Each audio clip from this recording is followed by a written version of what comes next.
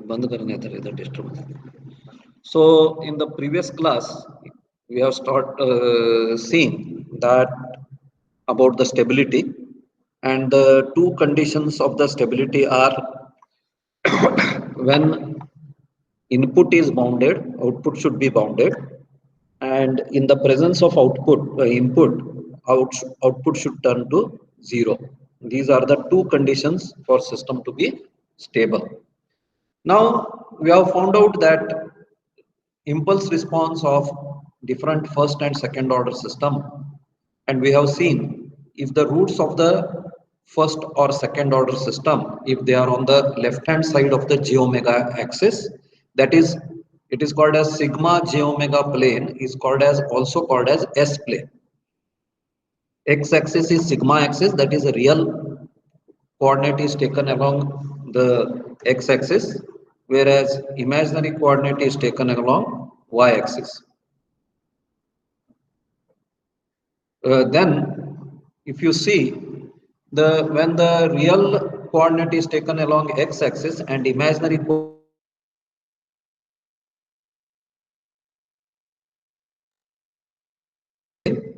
if the roots of the system, if the roots of the system have positive real part, that means the real part is on the left side of the j omega axis, then the system is stable. Whereas if the roots of the system has positive real part, then the system is, that means the root will be on the right hand side of the S plane, and hence the system is unstable. If there are n number of roots for the given nth order system, if all the roots have negative real part except one or two, then the other roots, if they are on the right hand side, then also system is unstable. And if all the roots of the system, if they are on the left hand side, are one or other on the j omega axis itself, on y axis itself, then if they are non-repeated, then it is stable, limitedly stable, and if they are repeated, then they are unstable.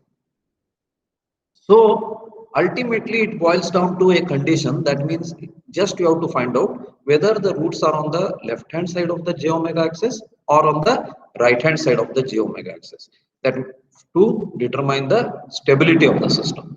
So for that purpose you have to find the roots.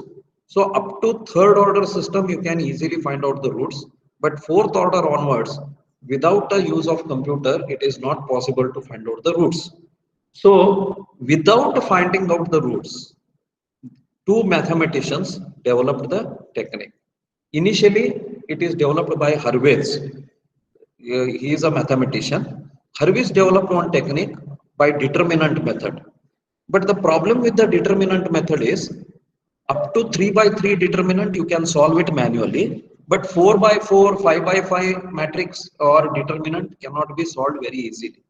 So Routs, along with the Hurwitz, he modified the criteria, and it is called as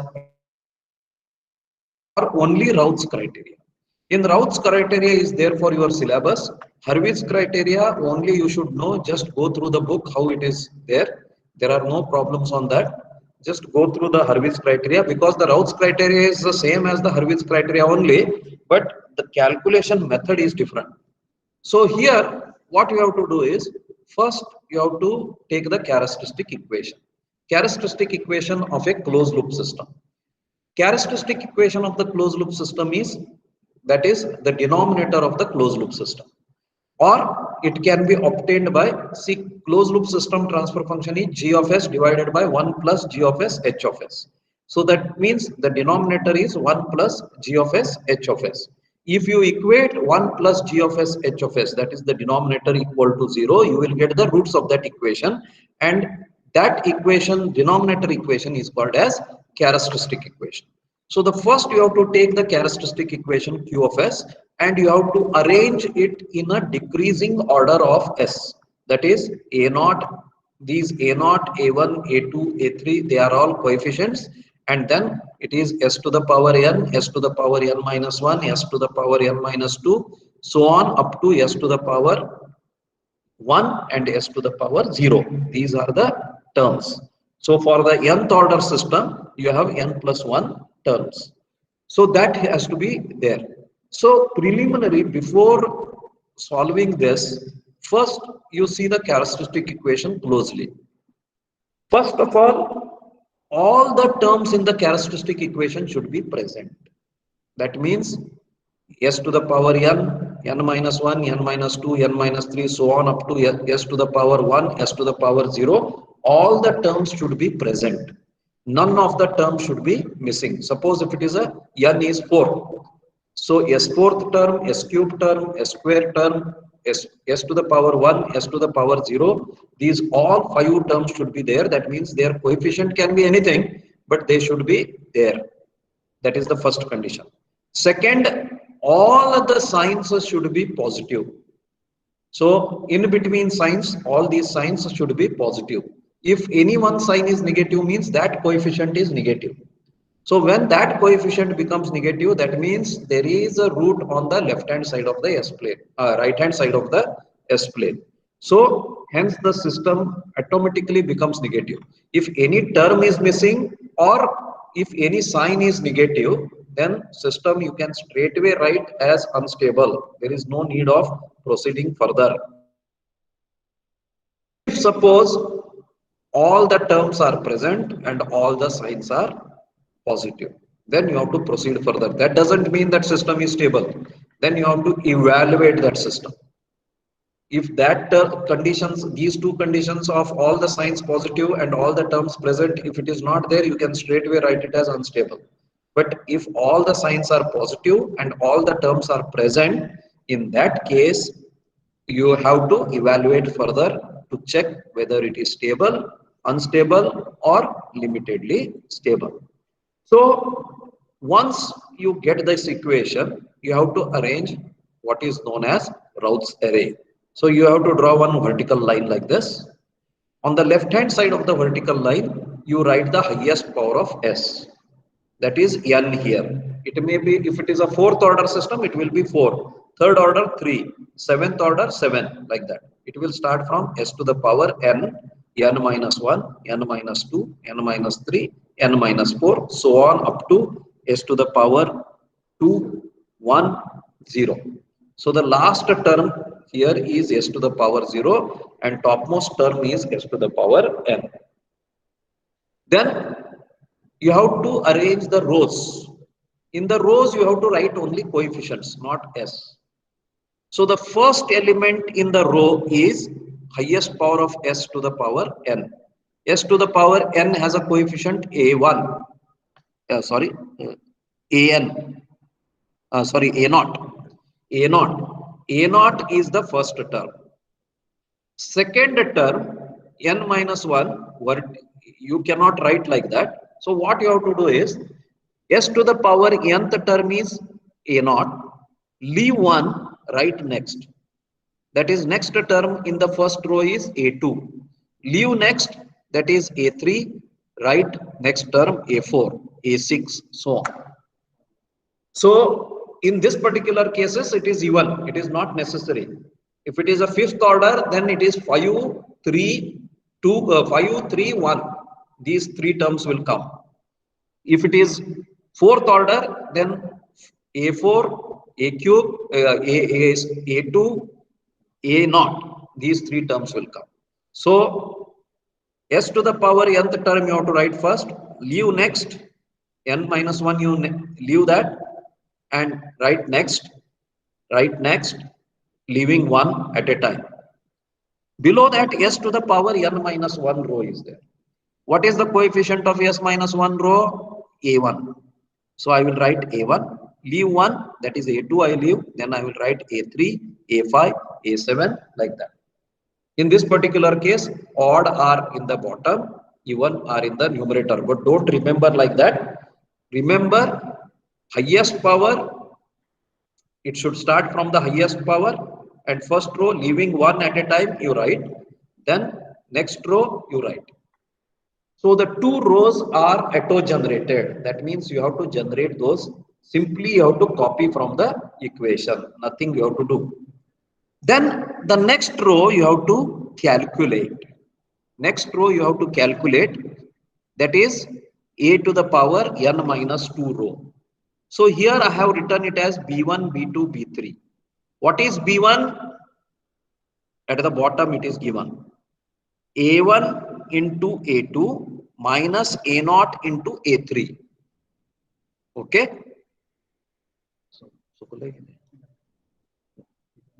A1 into A2, see this into this minus this into this divided by this key element A1. A1 into A2 minus A0 into A3 divided by A1. This is the first one. What is B2? Same way. Start from the first row. Leave this second column you leave. A1 into A4 minus A0 into A5.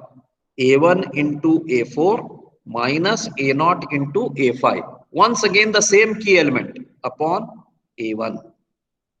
Is it okay? Upon A1 only. By mistake it is printed as B1 here. It is not B1, it is A1 only. So this way you have to get B1, B2, B3, so on. Then next row by the similar principle. To get C1, what you have to do? B1 into A3, B1 into A3 minus A1 into B2. Next row. So divided by B1. For all C values, it has to be divided by B1 only. That is called as key element. So similarly D. Next C1 into B2 minus B1 into C3 divided by C1. This way you have to get D1, D2, so on. You have to proceed like this up to the last this one. Once you do that, first only watch the first column of the Roth array. What is the first column of the Roth array? First column of the Roth array is A0, A1, B1, C1, D1, so on, E1, F1 up to AN. The last term will be invariably AN term will come here automatically. If it is not coming, that means you have done some mistake. Then see their signs. If all of these signs are positive, first column elements, all the signs in the first column elements, that is A0, A1, B1, C1, D1, E1, F1 and AN. If all of them are positive, then system is stable. Then the system is stable. If any one sign is negative, then even one sign, if all are negative or doesn't matter, if any one sign, if it is negative, then system is unstable. That means your job is very fairly simple now. You are not going to find out any roots here. You are just going to see the signs of the first column of the Roth's array. Sign of the first column of the Roth's array. If all the signs are positive, the system is stable. If any one is negative, then then system is unstable. And not only that, it will indicate how many roots are on the right hand side of the S plane. That means how many roots have a positive real part. That also it will give you. That depends upon how many sign changes are there. Suppose A0 has to be positive, A1 has to be positive, because A0, A1 we have copied from the equation only. So if they are negative, then their system will be unstable only. In the beginning only we will come to know. Then suppose B1, C1, D1 you have calculated, E1, F1, AN also will be positive only because AN is positive. So out of this B1, C1, D1, E1, F1 and all those things, if any one is negative, then system is unstable. Then suppose for convenience, I will take D1 as negative. That means A0 is positive, A1 is positive, B1 is positive, C1 is positive. So all are positive. D1 is negative. Okay, that means system is unstable. And suppose E1 once again becomes positive. F1 also positive, AN also positive. So how many sign changes are there? A naught positive, A1 positive, B1 positive, C1 positive. There is no sign change. But D1 is negative. So there is one sign change from positive to negative. And even once again, there is a sign change because it is D1 is negative, E1 suppose it is positive. Then there are two sign changes. Initially positive, then it becomes negative, once again positive. That means two roots are there on the right hand side of the S plane. This information also you can get. So route service criteria is very good handy tool. That means simply if you know the characteristic equation and you want to know whether it is stable or not, simply what you have to do, find out the denominator of that transfer function, closed loop transfer function, and equate it to 0. Or it is also equal to 1 plus g of s, h of s equated to 0. Then arrange it in a decreasing order of s. Then see whether all the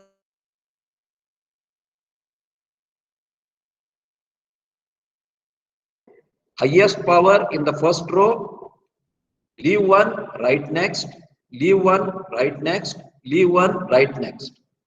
Similarly, highest minus 1 power in the second row, leave one, write next, leave one, write next, like that, you write it here. So whatever coefficients are in the first row, remaining coefficients will be automatically will come in the second row. Then the third row, fourth row, you have to calculate. B1 you have to calculate as A1 into A2 minus A0 into A3 divided by A1. This way you have to go on calculating B1 row, B row, C row, D row up to the S to the power 0th row. And this will be a triangle like. The number of terms gradually go on decreasing. Here you will get the maximum terms. Gradually they go on decreasing. In the last only one term will be there. So see the first column of the Roth array. If all the signs of the first column of the Roth array is positive, system is stable. If any one is negative, then system is unstable. Calculate the number of sign changes, positive to negative, negative to positive, and depending on that, you can predict there are one or two roots or three roots or four roots. How many sign changes are there? Depending on that, that many roots on the right hand side of the S plane. But remember one thing, if all the signs of the Roth array are positive, then there are always even number of roots on the right hand side, even though it is unstable. You will never get only one root on the right hand side. It will be either two roots or four roots or six roots. Even number will be there. Why?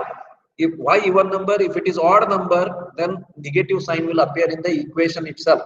But if there is an even number, then negative into negative becomes positive. So all the terms will be positive, but there are roots on the right hand side of the S. Is it clear? Yes. Is it clear or should I explain once again? You can unmute your mic and tell me. Sir, can you explain in short again? Okay.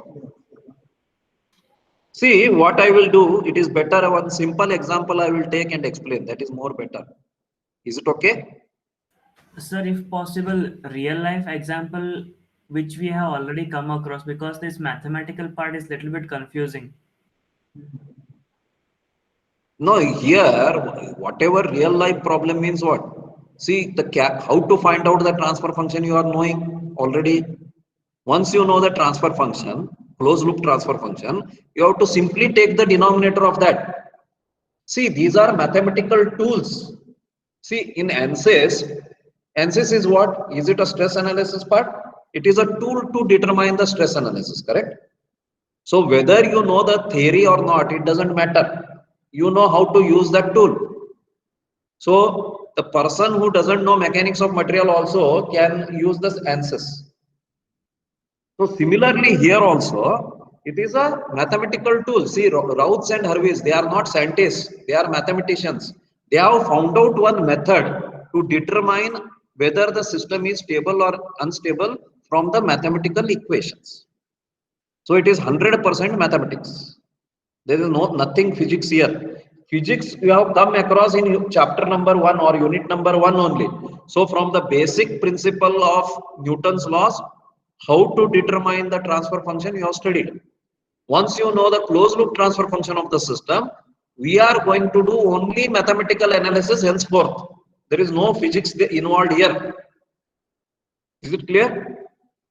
So it is basically a control engineering is full of mathematics only. Yes, sir. So here only in the first unit where you actually find out what is known as transfer function, you require the background of that any other subject like vibration or hydraulics or pneumatics or say electrical circuits. All these basics of engineering is required in unit number 1 only. After that, no such information is required, because once you formulate a mathematical model, so from the physical system you formulate what is known as a mathematical model, and that mathematical model is transfer function model, and that transfer function model is in the form of a complex variables. So you will get those s terms and all after taking the Laplace transform. Once you get the transfer function of the system, remaining 4 units of your control engineering is nothing but a mathematical tool to simplify that and understand its physical meaning. That basically you are going to determine how the system response is in time response analysis, and how whether the system is stable or not. That is by using method. So the physical systems we are not going to deal in the remaining 4 units of your syllabus. Only in the first unit of syllabus, from the known physical system, how to write a mathematical model of that. So once the physical system is converted into mathematical equation, then only mathematics we are going to deal. So there is no physics involved afterwards, or any engineering systems will not play any important role afterwards, because once the transfer function is given, see, actually what happens if you suppose you have to analyze a particular spring mass damper system. Suppose you are designing a suspension system of a car.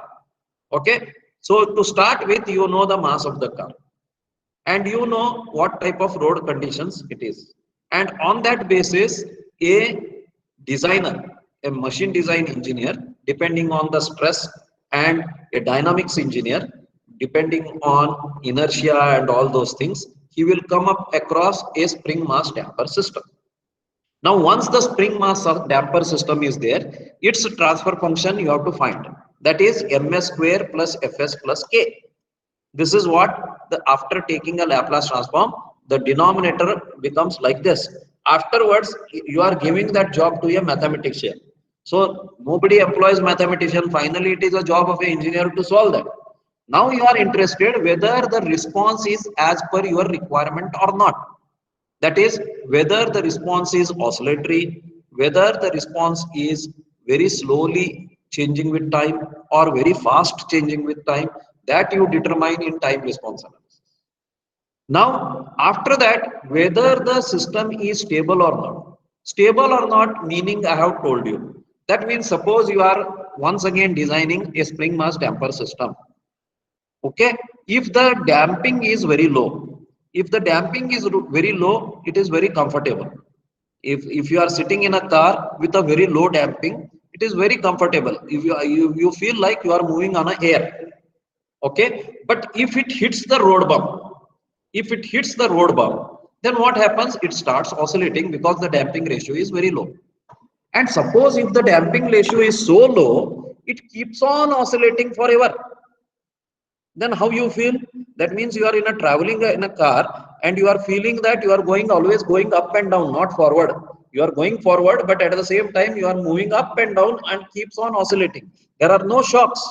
But if you continuously experience this up and down motion in a car, how you feel? You will feel a seasickness. That is exactly what happens when you are traveling in a ship for the first time. What happens in a ship? There is nothing called as damping. You are floating on a water. If water goes continuously, it is in the waves. if the sea is rough, you continuously go up and down. When you go up and down, what you will start your in a small, middle ear there is a bone, and it is a gyroscope of your body, and if it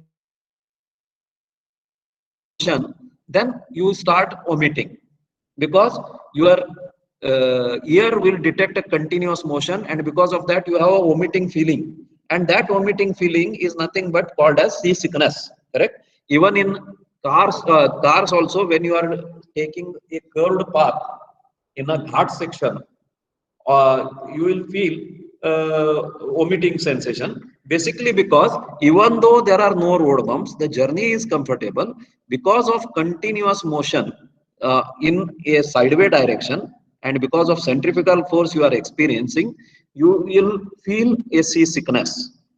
And a designer has to see that the damping has to be low, but at the same time it should not be so low. That means even though there is a no road bump, you feel continuous up and down motion. So it is related to the stability of your car. If the car stability, you have to compromise. That means if you increase stiffness, you are going to experience the road bumps. If you decrease the stiffness, you are going to continuously face the oscillations. So the stability analysis means what? You are determining if this value of M is there and this value of damping is there, zeta is there, or this value of natural frequency of vibration is there, what is happening? And you have to tune those things so that some compromise is met. See, so it is, the design is always a compromise. You have no unique solution. You have no unique solution. You have to compromise something for other things. And this compromise you can do only after finding out the stability analysis. So the stability analysis will predict where the response is oscillatory, whether it is stable system or unstable system. Is it clear? So this we are going to do without actually creating the prototype. See, the prototype building comes after control engineering. First, a mathematical analysis is conducted. So this is an analysis subject, not a synthesis subject. Once the mathematical analysis is completely done, then only you come across building the prototype and actually checking it in a real life conditions. So once you formulate the mathematical model, remaining chapters, we are only going to discuss maths. There is nothing called as physical system here. What is a practical application? So what is a practical application? This is a practical application. What you are going to do is analyzing the system. So analysis means it is a mathematical analysis only. Is it clear? Yes, sir. Yes, sir. Okay. Now we can take up one simple example and you can understand it better. See here, one simple example we are taking. Here the characteristic equation is like that. This is the denominator of your transfer function. It may be any order. So here you can see it is S4 plus 8S cube plus 16S square plus 16S plus 5 is equal to 0. First thing you have to analyze what is the highest power of S, that is 4. Okay, that is 4. So this is fourth order term is present, third order term is present, second order term is present, first order term is present, zeroth order term is also present. So all powers of S are present. Okay, then next see the coefficient. Coefficient of S4 is 1 and it is positive. Coefficient of S cube is 8, that is also positive. Coefficient of S square is 18, that is also positive. Coefficient of S is 16, that is also positive. Coefficient of S to the power 0, an term, that is 5, that is positive. So all signs are positive and all terms are present. That means the system may be stable, may be. You can only say that after you conduct the Roth stability analysis. So I will write S4, then S cube, then S square, then S1, then S0. There are 5 terms will be there, because see here 5 terms, 1, 2, 3, 4, 5. N is 4 here. N is 4 means there are 5 terms. N plus 1 terms will be there. So S4th I will write. Coefficient of S4th is 1. Then I will leave this. Then second term, coefficient of S square, that is 18. Leave this, write next, that is 5. So 1, 18, 5 I have written in the first row. In the second row, S to the power n minus 1, that is 3 in our case. N is 4 means n minus 1 is 3. S cube term 8. Leave this, write next 16. Then there are no more terms, so I will replace it by 0. Missing term. Missing term can be replaced it by 0. Okay. Then see here, another thing is there, that in any given row you can take common. He has not taken it, but you can take common. You can take 8 common here in the second row. If I take 8 common here, it will become 1. This will become 2. Okay. And 0 is there. 0 divided by it is 0 only. So in a whole row, that common can be taken, not in column. Remember, only in the row common can be taken. Now, the next row you have to calculate. How to calculate? 8 multiplied by 18. You can go back. See here. To calculate B1, A1 multiplied by A2 minus A0 multiplied by A3. A1 multiplied by A2 minus A0 multiplied by A3 divided by A1. Okay. So here 8 multiplied by 18 minus 1 multiplied by 16. 8 multiplied by 18 minus 1 multiplied by 16 divided by A1. This term. This is called as key element. First column is most important column. That column only repeats. So this divided by 8 you have to solve. 8 multiplied by 18 minus 16 divided by 8 is 16. Okay. Next, this you have to find out. Next, this is B1, this is B2. B2, 8 multiplied by 5. 8 multiplied by 5 minus 1 multiplied by 0. So 8 multiplied by 5 minus 0 divided by 8 is equal to 5. This is the third row we have completed. Now that is, this is our B1 now, this is our B2 now. Now you have to go for C1 and C2. So here C1 can be calculated as 16 multiplied by 16 minus 8 multiplied by 5. 16 multiplied by 16 minus 8 multiplied by 5 divided by this key element, that is B1 now. To calculate B1, C1, you have to divide it by B1. That is 16. So if you solve it, it will become 135. Then next term you can calculate 16 multiplied by 0 minus 8 multiplied by this term is also not there, means 0 only. So it is need not be calculated. 0 multiplied by 0 is 0 only. So here you will get 0. Then the last term, this is 135 multiplied by 5. 135 multiplied by 5 minus 16 multiplied by 0. So 135 multiplied by 5 divided by 135. That is 5 only. 135 multiplied by 5 divided by 135 is 5 only. So now you have to watch the first column of the Roth's array. First column of the Roth's array, first term is 1. It is positive. Second term in the first column is 8. That is positive. 16 is also positive. 135 is also positive. 5 is also positive.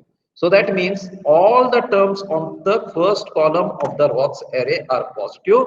Hence, this system, whose characteristic equation is S4 plus 8s cube plus 18s cube square plus 16s plus 5 is a stable system. Then you have to write that all the elements of the first column are positive and hence the system is stable. This condition you have to write.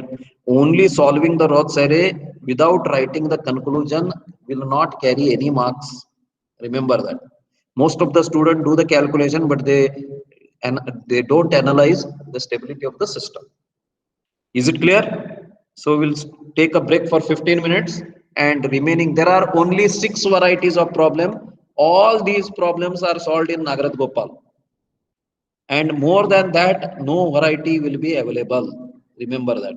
If you are thorough with these problems, you can do other types of other problems. Only the values will go on changing, nothing else.